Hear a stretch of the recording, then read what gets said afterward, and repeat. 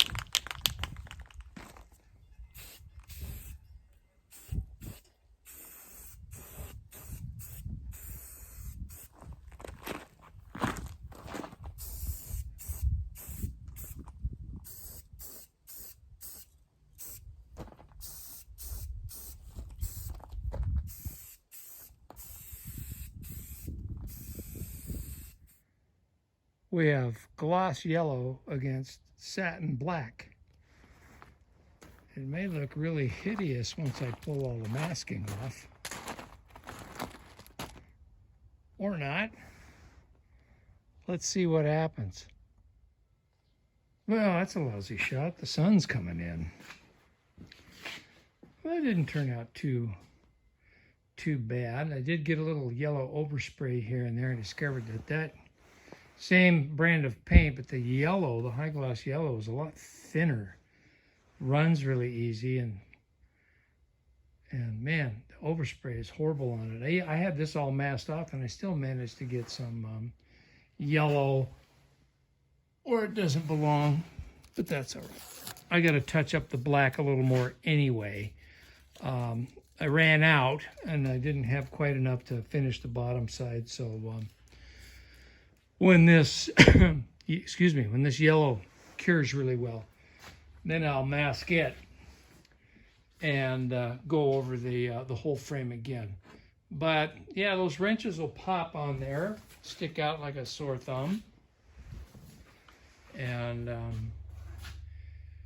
get the cast iron line shaft assembly bolted back on there, and then all the rest of the parts, and then it's time to head for Jim's to mount this on the pump jack trailer, make up a belt. Yeah, now we're talking. I'm very pleased with that.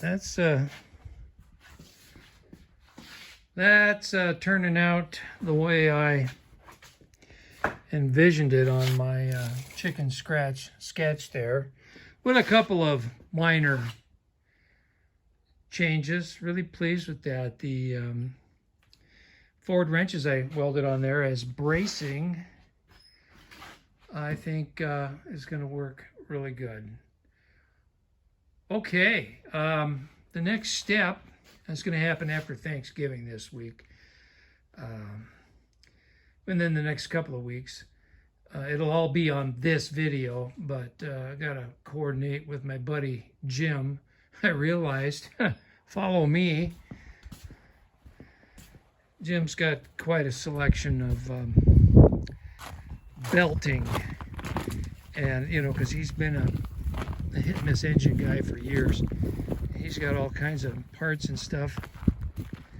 Of course, if you're new to the channel, you're probably not familiar with a pump jack trailer. You might want to go back to earlier videos and check this out. This is where this grinder is going to mount. I totally forgot. The belt placer is inside this trailer, which is Jim's mobile tool museum. And he's got the belting in his place, but the lacing machine is inside this trailer. So we'll have Jim come over with some belting, and we'll feature on the video how you lace up belting for old hit and miss engine, line shaft work, that kind of thing. That'd be interesting to share. So a quick backstory here. It's kind of humorous. Jim lives in town on a city lot, and this little community. And of course, there's a homeowners association and neighborhood organization and all that stuff. Well, Jim, being an old engine and tractor guy, and you know, oil well supervisor up in Alaska. I mean, he's a collector like me, and so every once in a while he starts getting in hot water with the homeowners association because he gets accumulating too much stuff on his lot and it starts spilling out into view. You know what I mean? So what he does between our mutual friend Larry and me, Jim hides some of his things at our place because we've both got acreages, you know. I've got a little over 5 acres here. So he's got the tool museum over here. And then he's got a bunch of other stuff up at Larry's. So he's kind of spreading the wealth out a little bit so he can fly low under the radar and stay out of trouble with the homeowners association. And what's doubly funny is one of his good buddies who lives right across the alley behind him is the enforcer for the homeowners association. So he knows what Jim has.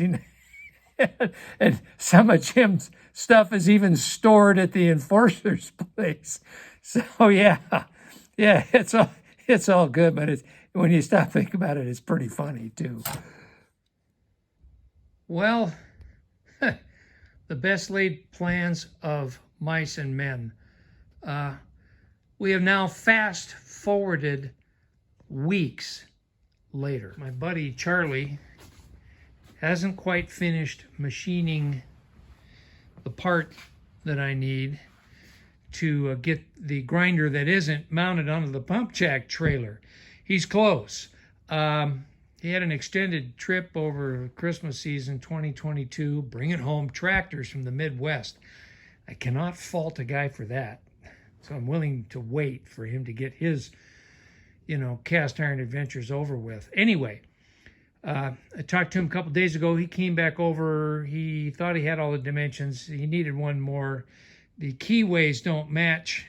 The one inside the belt pulley I'm going to use and the one on the jack shaft, they're not the same. So he's got to do some machinist wonders on natural axe and all that stuff to get a key made that will marry the belt pulley to the jack shaft.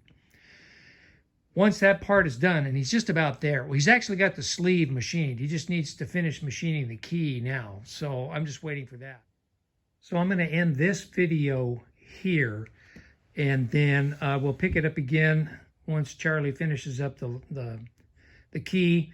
And the next video, we will be installing this on the pump jack trailer, and then we'll be belting it up firing it up, and see if it all flies apart. So I want to thank you all for watching and hanging in with me on this series. I'm going to insert an ending clip here, which is kind of a sneak preview of an interim video that I'm working on while I'm waiting for the final machining to be done. Thanks again for watching. So I have this fabulous ancient Pontiac front bumper, complete with a pre-bent, dented, and rusted vintage California license plate.